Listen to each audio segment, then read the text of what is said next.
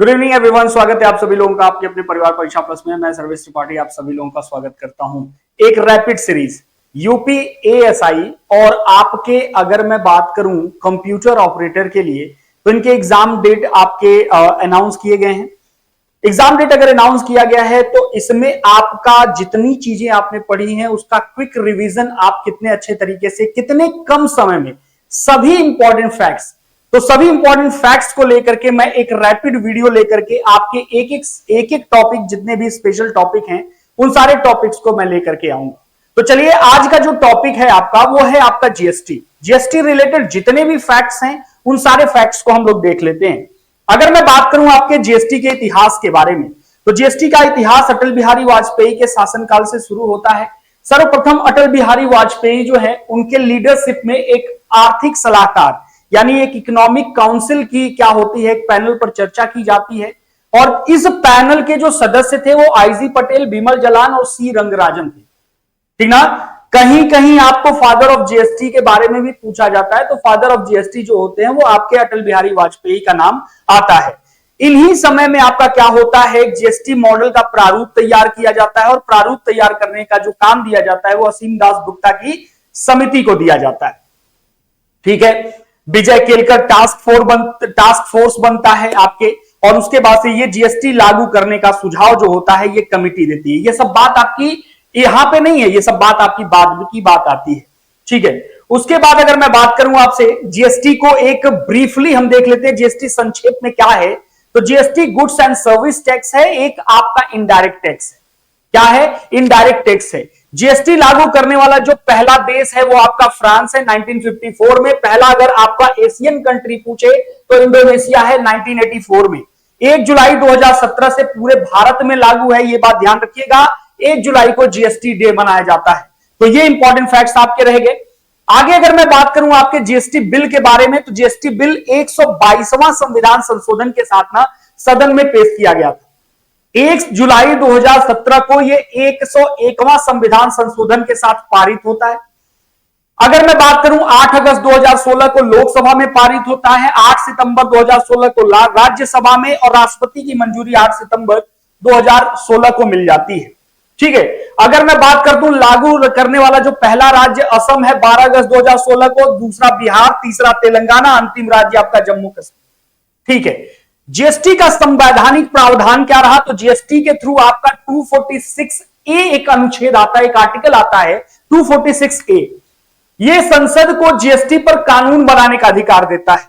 उसी में एक और आपका 279A अनुच्छेद आपका क्लियर किया जाता है जो जीएसटी परिषद यानी जीएसटी काउंसिल की बात करता है। इस जीएसटी काउंसिल में अगर मैं बात करूं तो जीएसटी काउंसिल जो इंट्रोड्यूस किया गया असीम दास गुप्ता की कमेटी की सिफारिश पर यह तैयार किया गया था। ठीक है।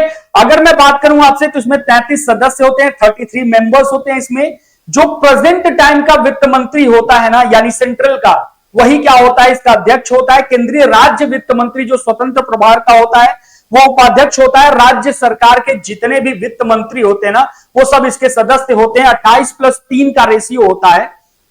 28+3 का आपका राज्य प्लस यूटी के वित्त मंत्री होते हैं। बेसिकली किसी कोरम यानी किसी बैठक के लिए सदस्यों का 50% उपस्थिति होता है। और निर्णय की बात करूं, कोई अगर बिल पारित करना है तो 3/4 से इसको क्या किया जा सकता है, पारित किया जा सकता है। अच्छा, जीएसटी परिषद के बारे में अगर मैं बात करूं तो इसके पहले अध्यक्ष अरुण जेटली थे और वर्तमान में निर्मला सीतारमण है, ये बात ध्यान रखिएगा। जीएसटी रेट इस समय जीएसटी रेट कितने स्लैब कितने चालू होते हैं, इस समय कितने एक्टिव हैं, उनके बारे में। जब जीएसटी को इंट्रोड्यूस किया तो 5 आपके स्लैब देखने को मिलते हैं। हालांकि आप एग्जाम में 4 ही स्लैब को देखना, आपके 5, 12, 18 और 28 ये 4 स्लैब ही पहले था। अभी तो 2 स्लैब कर दिया गया, एकदम बिल्कुल निश्चिंत रहिएगा।